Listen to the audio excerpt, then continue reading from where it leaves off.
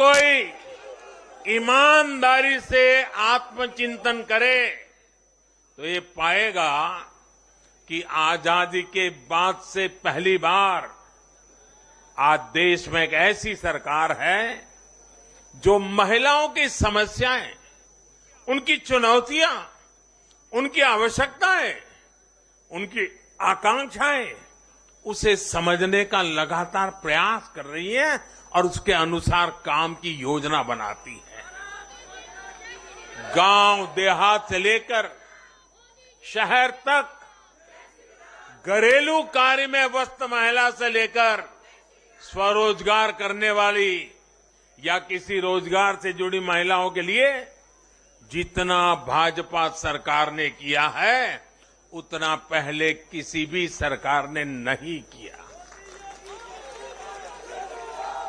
महिलाओं के लिए पहले की सरकारों के 70 साल के कार्यों की तुलना में भाजपा सरकार के 7-8 साल के कार्य कहीं ज्यादा रहे और इसलिए आज जब भी चुनाव होते हैं तो देश की माताएं, बहनें, बेटियां कमल के निशान का सिर्फ बटन ही नहीं दबाती, उनके हाथों में एक आशीष का भाव होता है, आशीर्वाद का भाव होता है और जब वो उंगली कमल के बटन पर रखती हैं तब वो हम जैसे लाखों कार्यकर्ताओं के सर पे विजय तिलक भी लगा देती है।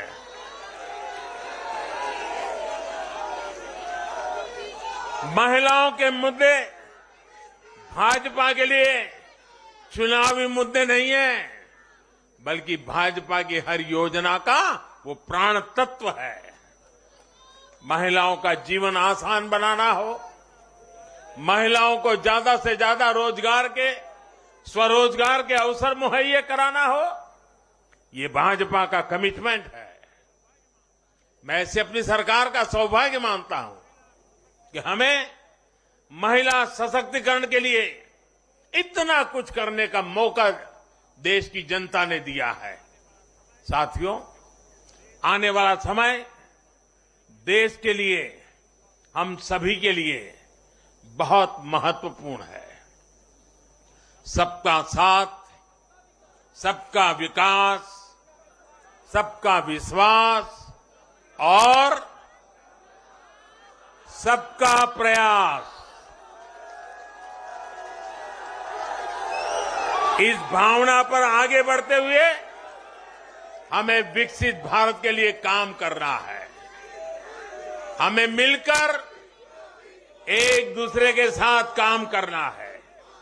आइए, नागरिक के रूप में हम विकसित भारत के संकल्प के साथ जुड़े, विकसित भारत के इस अभियान से जुड़े और मैं फिर एक बार